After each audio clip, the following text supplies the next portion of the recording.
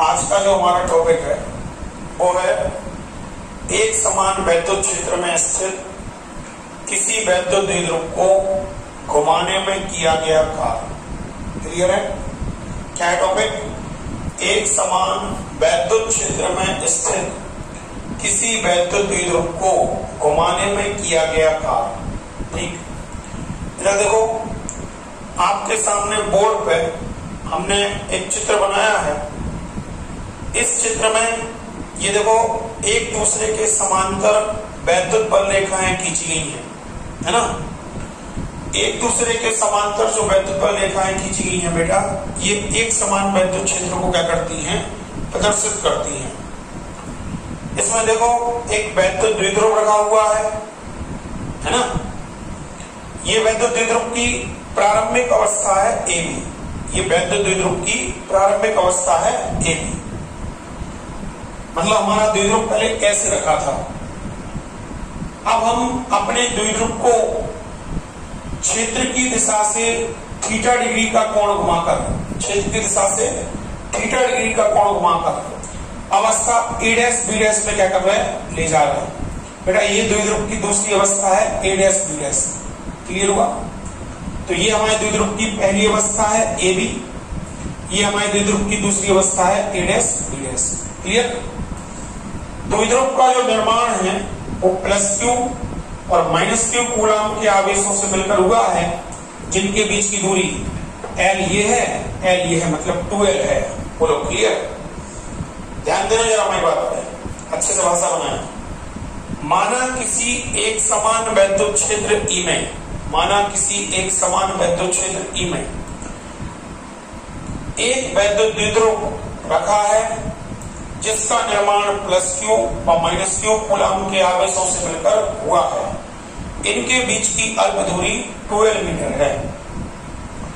द्विध्रुव को हम उसकी प्रारंभिक अवस्था AB से, द्विध्रुव को हम उसकी प्रारंभिक अवस्था AB से थीटा डिग्री के कोण पर घुमाकर, थीटा डिग्री के कोण पर घुमाकर अवस्था A' B' में क्या करते हैं? ले जाते हैं। A' B' में क्या करते हैं? ले जाते हैं। देखो बेटा, द्विध्रुव का जो +q आवेश है, +q आवेश, इस पर एक वैद्युत बल F बराबर QE, F बराबर QE क्षेत्र की दिशा में कार्य करता है, और द्विध्रुव का जो -q आवेश है उस पर एक वैद्युत बल F बराबर QE क्षेत्र की विपरीत दिशा में क्या होता है? कार्य करता है। ठीक है, ध्यान से देखना। हमारा +q आवेश होता वो पहले यहां था बेटा, यहां से हम इसे घुमा के कहां ले गए? यहां ले गए, अवस्था B' पे। क्लियर है? अगर हम यहां से नीचे लंब डालें तो लंब ये डलेगा। ठीक, इस बिंदु को अपन ने अपने मन से नाम दे दिया BC या BC दे दिया। हमारा जो -q आवेश हो रहा है पहले यहां था, हम उसको इसकी प्रारंभिक अवस्था से यहां ले गए। हमने नीचे लंब डाला तो लंब ये आ जाएगा, कितना? AD। ये बिंदु हो गया A, ये बिंदु हो गया D। बोलो क्लियर है?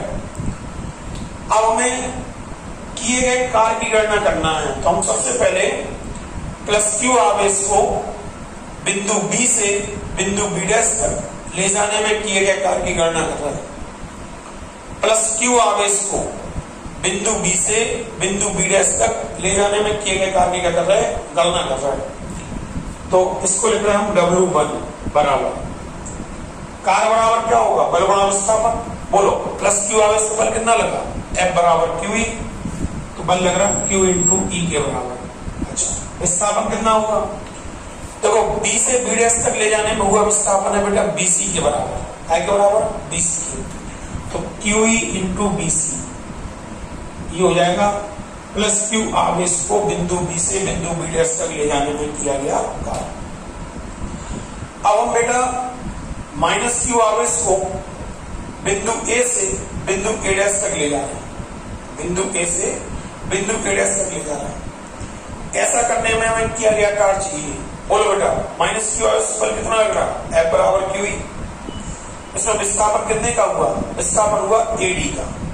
तो अगर माइनस क्यू आप इसको बिंदु ए से डैश तक ले जाते हैं तो किया गया कार्य बोलो W2 बराबर बल कितना लग रहा है इस पे बल लग रहा Q इंटू ई। विस्थापन कितने का हुआ? विस्थापन हुआ AB का। समीकरण नंबर 2।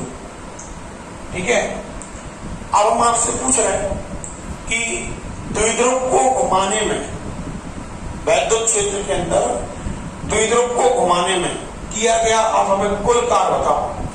अगर हमें कुल कार्य चाहिए है, कुल कार्य, तो कुल कार्य दोनों कार्यों के योग के बराबर होगा। W बराबर W1 प्लस में W2। ध्यान देना, W बराबर बेटा QE into BC plus QE into AD, ये होगा किया गया कार्य। इसमें से आप QE कॉमन आ रहा है, अगर QE कॉमन आ रहा है तो आप QE को कॉमन ले लो, तो क्या बचेगा? BC प्लस में AD, BC प्लस में AD। ज्यामिति के हिसाब से, ज्यामिति के अनुसार अपन जब द्विध्रुव को इस तरीके से थीटा डिग्री के कोण पर घुमाएंगे ना बेटा, तो ज्यामिति के हिसाब से BC का मान AD के मान के क्या होगा? बराबर होगा। ज्यामिति के हिसाब से BC का मान AD के मान के क्या होगा? बराबर होगा। अगर ऐसा है तो अपन BC को मान AD के मान के बराबर कर दे रहे हैं, तो W बराबर क्या हो जाएगा? Q इंटू E, और ये हो जाएगा BC प्लस में BC। क्यों? क्योंकि हमने BC का मान किसके बराबर है? AD के मान के बराबर है। किसके हिसाब से? ज्यामिति के अनुसार। ज्यामिति के अनुसार BC का मान AD के मान के क्या होगा? बराबर होगा। तो हमने AD की जगह क्या रख दिया? BC रख दिया। और लगा के अगर हम लिखें W बराबर क्या हो जाएगा?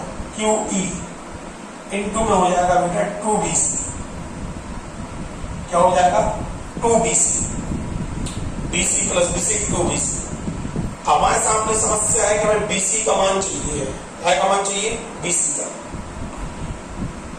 सबसे पहले हम लोग इस त्रिभुज में चल रहे हैं, त्रिभुज देख रहा आपको, इस वाले मध्य बिंदु को हमने नाम दे दिया O।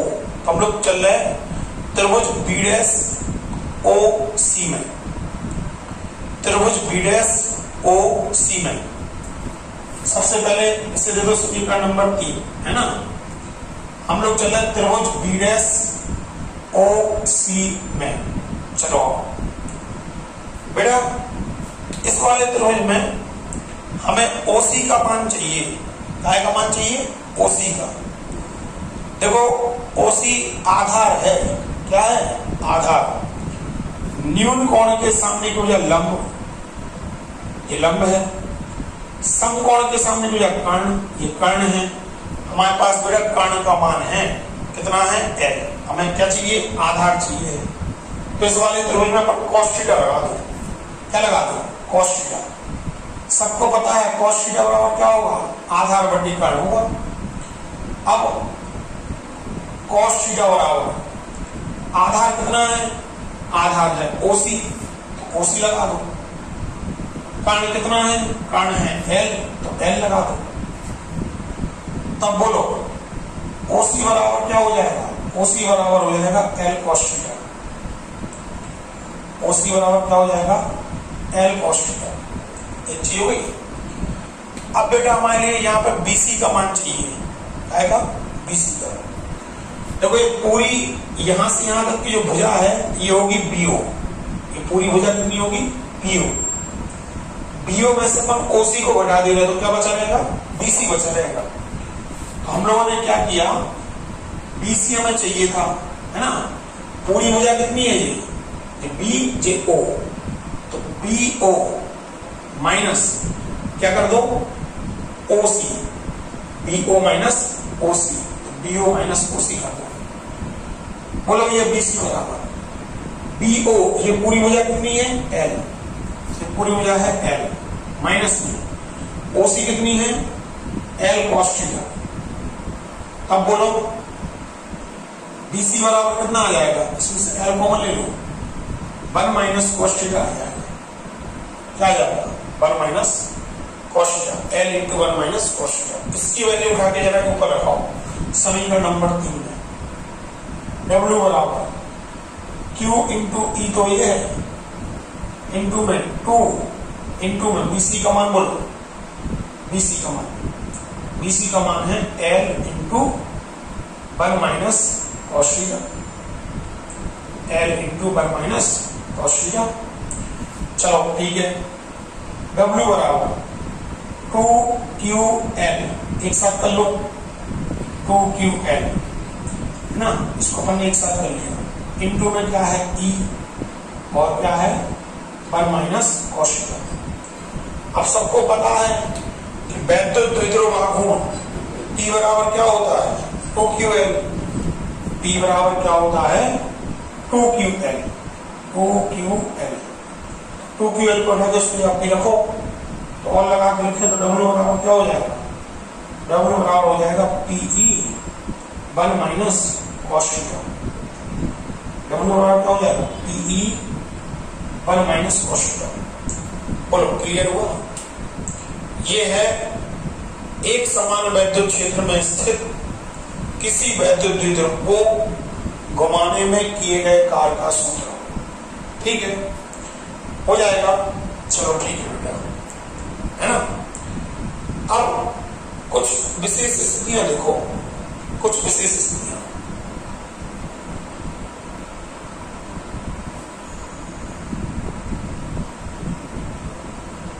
पहली कंडीशन कि यदि हम वैद्युत क्षेत्र में स्थित वैद्युत द्विध्रुव को क्षेत्र की दिशा से 90 डिग्री के कोण तक घुमा दें, कितने बेटा 90 डिग्री के कोण तक घुमा दें, तो ऐसा करने में हमें कितना कार्य करना होगा। 90 डिग्री के कोण तक घुमाने में किया गया कार्य चाहिए, तो लोग थीटा बराबर कितना हो जाएगा 90 डिग्री। सब लोगों को पता होना चाहिए कि cos 90 का जो मान होता है वो कितना होता है 0। तब बोलो W बराबर कितना हो जाएगा P into E 1 minus cos 90। cos 90 का मान कितना रखेंगे 0, और लगा के W बराबर P इंटू E 1 माइनस 0 बराबर हो जाएगा P इंटू E। जी आ गया। एक समान वैद्युत क्षेत्र में स्थित किसी वैद्युत द्विध्रुव को क्षेत्र की दिशा से 90 डिग्री तक घुमाने में किया गया कार्य W बराबर P इंटू E। अगर हम वैद्युत द्विध्रुव को क्षेत्र की दिशा से 180 डिग्री के कोण पर घुमा दें, तो यदि हम वैद्युत द्विध्रुव को क्षेत्र की दिशा से 180 डिग्री के कोण पर घुमा दें, तो देखो हमने वैद्युत द्विध्रुव को क्षेत्र की दिशा से 180 डिग्री के कोण पर घुमाया, तो थीटा बराबर कितना हो जाएगा 180 डिग्री। सब लोगों को पता है cos 180 का जो मान है वो माइनस के 1 होगा। तब W बराबर बोलो P इंटू E 1 माइनस में cos 180 है ना बेटा। W बराबर P इंटू E, ये 1 तो है ही, माइनस cos 180 का मान में कितना होगा माइनस के 1, माइनस 1 माइनस माइनस हो जाएगा प्लस में 2 हो जाएगा। तो आप लिख सकते हो कि W बराबर कितना आ जाएगा 2PE आ जाएगा। तो एक समान वैद्युत क्षेत्र में स्थित अगर हम वैद्युत द्विध्रुव को क्षेत्र की दिशा से 90 डिग्री के कोण तक घुमाते हैं, तो किया गया कार्य आएगा W बराबर P। यदि हम वैद्युत क्षेत्र में स्थित वैद्युत द्विध्रुव को क्षेत्र की दिशा से 180 डिग्री के कोण तक घुमाते हैं, तो किया गया कार्य आएगा 2P, है ना। ये बेटा वैद्युत द्विध्रुव को घुमाने में किए गए कार्य का व्यापक सूत्र है। कैसा सूत्र है व्यापक। इसकी सहायता से हम किसी भी स्थिति में किए गए कार्य क्या कर सकते हैं, गणना कर सकते हैं। क्लियर है बेटा, ओके। चलो हमारा जो नेक्स्ट टॉपिक है, अगला टॉपिक वो है आवेशों के निकाय की वैद्युत स्थितिज ऊर्जा। हमारा जो नेक्स्ट टॉपिक है वो क्या है? आवेशों के निकाय की, आवेशों के निकाय की वैद्युत स्थितिज ऊर्जा। आवेशों के निकाय की वैद्युत स्थितिज ऊर्जा, ये है बेटा हमारा टॉपिक। ठीक है, ध्यान दो। माना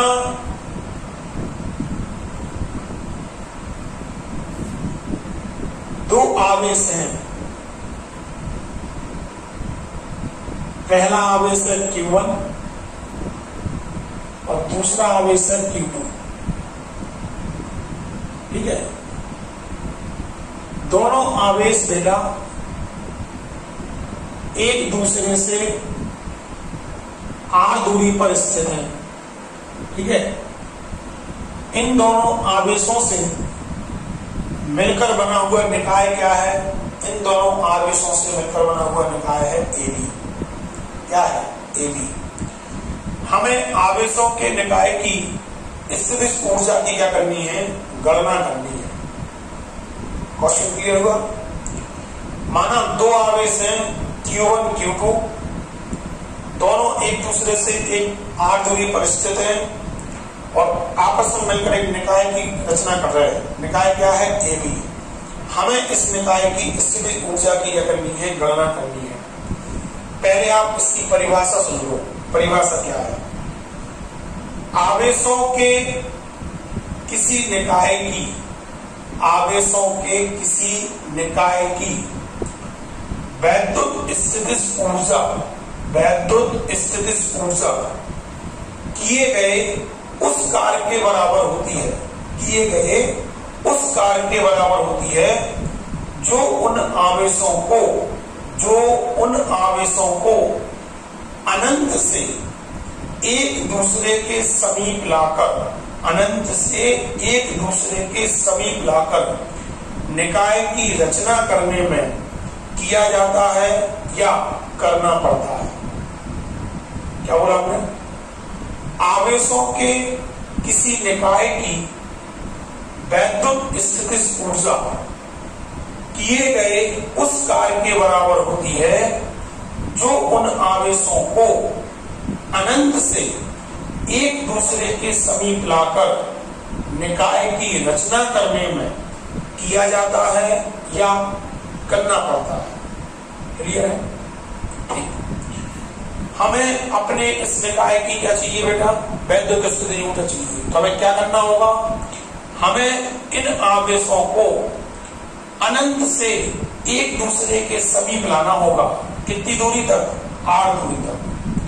और ऐसा करने में जितना कार्य होगा या प्राप्त होगा, किया गया कार्य या प्राप्त हुआ कार्य ही आवेशों के निकाय की स्थितिज ऊर्जा की क्या होगा? बराबर होगा। ठीक है, सुनो। जो निकाय AB है, निकाय AB, इसकी स्थितिज ऊर्जा को ज्ञात करने के लिए हमने Q2 आवेश को कहां स्थित मान लिया? हमने Q2 आवेश को अनंत पर स्थित मान लिया। ऐसा मान लिया कि Q2 आवेश कहां पर स्थित है?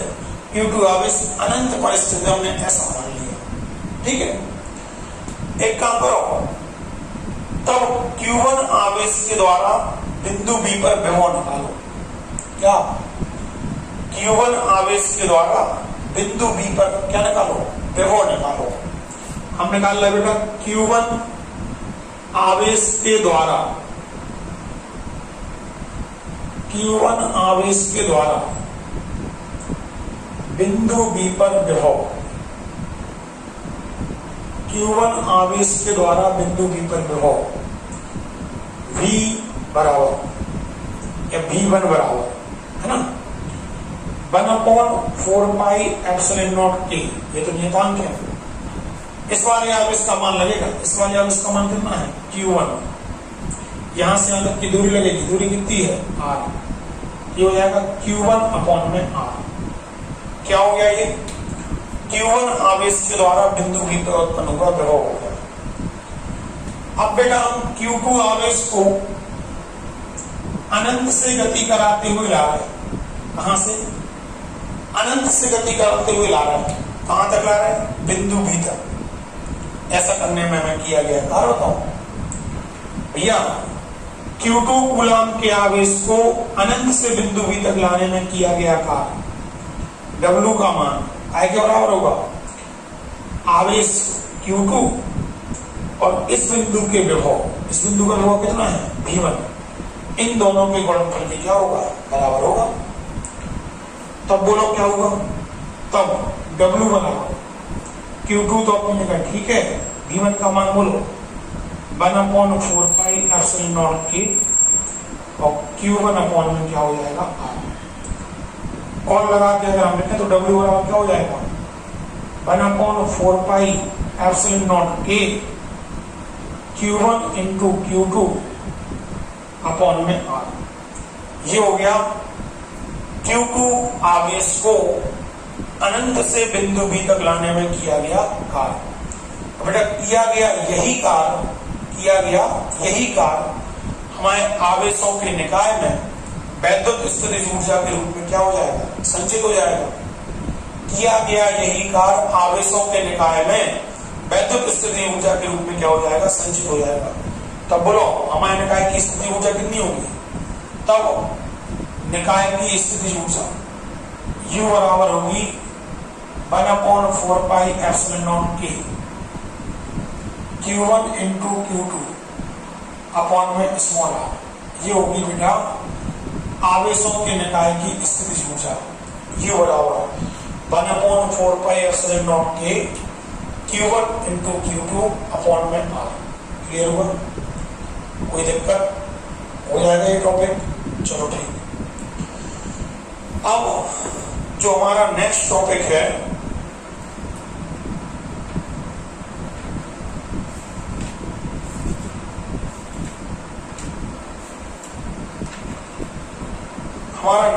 बेटा एक समान वैद्युत क्षेत्र में आवेशित कण की गति का पथ। एक समान वैद्युत क्षेत्र में आवेशित कण की गति का पथ क्या है, फिर से बोलो। एक समान वैद्युत क्षेत्र में आवेशित कण की गति का पथ, ठीक है। हम आपको पहले ही बता दे रहे हैं, एक समान वैद्युत क्षेत्र के अंदर, एक समान वैद्युत क्षेत्र के अंदर जो आवेशित कण है वह हमेशा परवलयाकार पथ पर क्या करता है गति करता है। एक समान वैद्युत क्षेत्र के अंदर जो आवेशित कण है वह हमेशा परवलयाकार पथ पर क्या करता है गति करता है। बस अब हमें इसको सिद्ध करना है, प्रूफ करना है। लेकिन पहले से पता है कि एक समान वैद्युत क्षेत्र के अंदर आवेशित कण का पथ कैसा होता है परवलयाकार होता है। सबसे पहले बेटा कि एक समान वैद्युत क्षेत्र कैसे उत्पन्न होगा। देखो एक समान वैद्युत क्षेत्र को उत्पन्न करने का सबसे सरल सबसे आसान तरीका है, एक आप लो धनावेशित चादर या धनावेशित प्लेट है ना, एक आप लो ऋणावेशित चादर या ऋणावेशित प्लेट, और दोनों को एक दूसरे के आमने सामने रख दो तो इनके बीच में क्या उत्पन्न हो जाएगा एक समान वैद्युत क्षेत्र उत्पन्न हो जाएगा। वैद्युत क्षेत्र की दिशा कहां होगी, वैद्युत क्षेत्र की दिशा धन प्लेट से ऋण प्लेट की ओर होगी। एक समान वैद्युत क्षेत्र की दिशा कहां होगी बेटा, एक समान वैद्युत क्षेत्र की दिशा धन प्लेट से ऋण प्लेट की होगी। तो ये हमारे एक समान वैद्युत क्षेत्र की क्या होगी दिशा होगी। ये एक समान वैद्युत क्षेत्र को उत्पन्न करने का सबसे सरल सबसे आसान तरीका है। क्लियर हुआ। अब जरा ध्यान से देखो, माना कि कोई प्लस क्यू कूलाम का धन आवेशित कण है, या प्लस क्यू कूलाम नहीं ले रहे, माना कि कोई इलेक्ट्रॉन है, इलेक्ट्रॉन क्या है बेटा? इलेक्ट्रॉन। इलेक्ट्रॉन भी तो एक आवेशित कण है। तो माना कि कोई इलेक्ट्रॉन एक्स अक्ष की धनात्मक दिशा में, ये एक्स अक्ष की क्या है? धनात्मक दिशा है। माना कि कोई इलेक्ट्रॉन एक्स अक्ष की धनात्मक दिशा में v वेग से गति करता हुआ, v वेग से गति करता हुआ एक समान चुंबकीय क्षेत्र के अंदर प्रवेश कर रहा है। एक समान चुंबकीय क्षेत्र के अंदर क्या कर रहा है? प्रवेश कर रहा है। देखो बेटा, जब तक हमारा इलेक्ट्रॉन चुंबकीय क्षेत्र के बाहर है तब तक तो कोई बात नहीं, उस पर कोई बल काम नहीं करेगा। लेकिन जैसे ही हमारा इलेक्ट्रॉन कहां? एक समान चुंबकीय क्षेत्र के अंदर प्रवेश करेगा, जैसे ही तुरंत हमारे इलेक्ट्रॉन पर यानी कि आवेशित कण पर वैद्युत क्षेत्र के कारण एक वैद्युत बल कार्य करने लगेगा। वैद्युत क्षेत्र के कारण एक वैद्युत बल कार्य करने लगेगा। भैया हमें पता है कि धन आवेशित कण पर बल क्षेत्र की दिशा में लगता है, ऋण आवेशित कण पर बल क्षेत्र की विपरीत दिशा में लगता है। तो इलेक्ट्रॉन क्या है? ऋण आवेशित कण। तो उस पर बल कहां क्यों लगेगा? उस पर बल लगेगा बेटा क्षेत्र की विपरीत दिशा में, ऐसा बल लगेगा। क्षेत्र की दिशा कहां है? नीचे की ओर। बल कहां लगेगा? ऊपर की ओर। और क्लियर है? अगर हम आपसे पूछे कि आप हमें इलेक्ट्रॉन पर लगने वाले इस बल का मान बताओ, तो इलेक्ट्रॉन पर लगने वाले इस बल का मान होगा बेटा F बराबर Q इंटू ई। F बराबर Q इंटू ई। भैया जरा ध्यान से देखो, ये जो बल लग रहा है, ये जो बल लग रहा है, ये बल इलेक्ट्रॉन के वेग की दिशा के लंबवत है। इलेक्ट्रॉन के वेग की दिशा की कैसा है? लंबवत है। अतः ये बल ना तो हमारे कण के वेग को प्रभावित नहीं करेगा, बल्कि इस बल के कारण हमारे कण के वेग की दिशा बदलेगी। इस बल के कारण हमारे कण के वेग की क्या बदलेगी? दिशा बदलेगी। और इस बल के कारण हमारा कण अपने पथ से थोड़ा सा क्या होगा? विचलित होगा, और ऊपर की ओर क्या होगा? विचलित होगा। ऐसा इस तरीके से ऊपर की ओर क्या होगा? विचलित होगा। देखो बेटा, जब हमारा कण अपने पथ से विचलित हो जाएगा, जब हमारा कण अपने पथ से क्या हो जाएगा? विचलित हो जाएगा, तो अब इस कंडीशन में उसमें दो वेग उत्पन्न हो जाएंगे। इस कंडीशन में उसमें कितने वेग उत्पन्न हो जाएंगे? दो। एक तो क्षैतिज वेग, जो कि उसमें पहले से था। क्षैतिज वेग कितना था? v। तो क्षैतिज वेग तो v ही रहेगा। लेकिन अब उसमें ऊर्ध्वाधर दिशा में भी एक वेग क्या हो जाएगा? उत्पन्न हो जाएगा। ये उसका क्षैतिज वेग है, इसे vx का दे रहे हैं, ये उसका ऊर्ध्वाधर वेग vy, और उसमें ऊर्ध्वाधर दिशा में भी एक वेग क्या हो जाएगा? उत्पन्न हो जाएगा। और हमारा जो इलेक्ट्रॉन है भैया, बल कहां लग रहा है? ऊर्ध्वाधर दिशा में। तो त्वरण कहां उत्पन्न होगा? त्वरण भी ऊर्ध्वाधर दिशा में उत्पन्न होगा। अगर हम आपसे पूछें कि आप हमें इलेक्ट्रॉन की गति में उत्पन्न हुआ त्वरण बताओ, भैया उत्पन्न हुआ त्वरण क्या होगा? त्वरण ए बराबर होगा बल बटे द्रव्यमान। बल कितना लग रहा है? F। द्रव्यमान कितना है? m। तो ये हो जाएगा उत्पन्न हुआ त्वरण ए बराबर F अपॉन में m। F का मान रख दो। F का मान क्या होगा? F का मान होगा Q इंटू ई अपॉन में। ये इलेक्ट्रॉन की गति में उत्पन्न हुआ क्या हो गया बेटा? त्वरण हो गया। अब देखो, हमारा जो इलेक्ट्रॉन है बेटा, वो क्षैतिज दिशा में भी आगे की ओर बढ़ रहा है, और ऊपर की ओर भी आगे की ओर जा रहा है, कि नहीं? सपोज करो कि स्मॉल t सेकेंड में हमारे इलेक्ट्रॉन ने क्षैतिज दिशा में x दूरी को तय किया। सपोज करो कि हमारे इलेक्ट्रॉन ने स्मॉल t सेकेंड में क्षैतिज दिशा में x दूरी को क्या किया? तय किया। और ऊर्ध्वाधर दिशा में इलेक्ट्रॉन ने t सेकेंड में y दूरी को तय किया। कितनी दूरी को तय किया? y।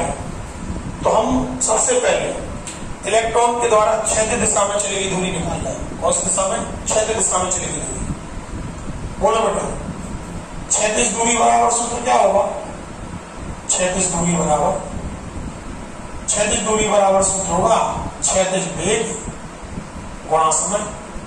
क्षैतिज वेग गुणा समय होगा। क्षैतिज दूरी को हमने कहा x से, क्षैतिज वेग कितना है इसलिए आपने उसको vx लिख दिया, चलो हमने भी लिख दिया।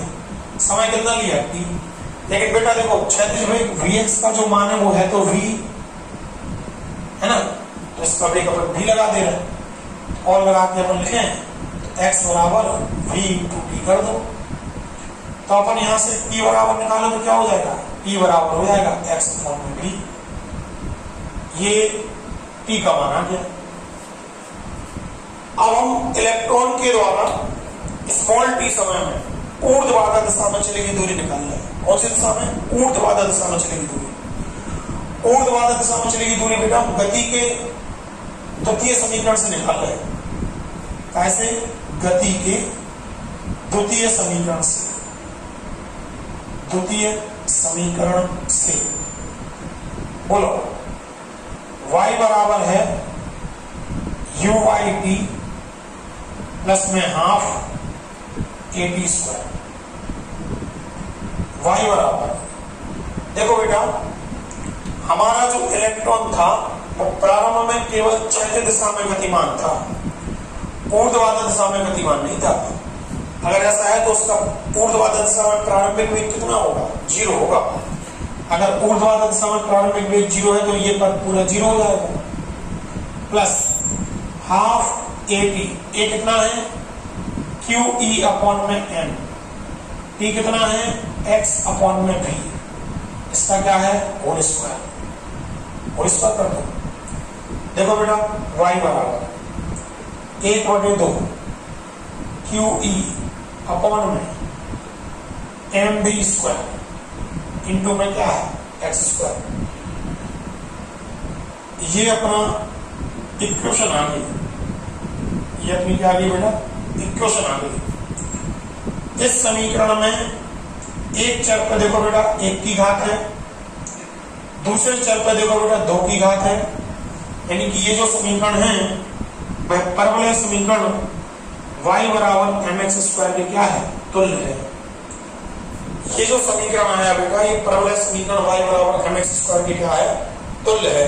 इससे ये सिद्ध होता है कि एक समान वैद्युत क्षेत्र के अंदर आवेशित कण की गति का पथ परवलयाकार होता है। क्या सिद्ध होता है? एक समान वैद्युत क्षेत्र के अंदर आवेशित कण की गति का पथ परवलयाकार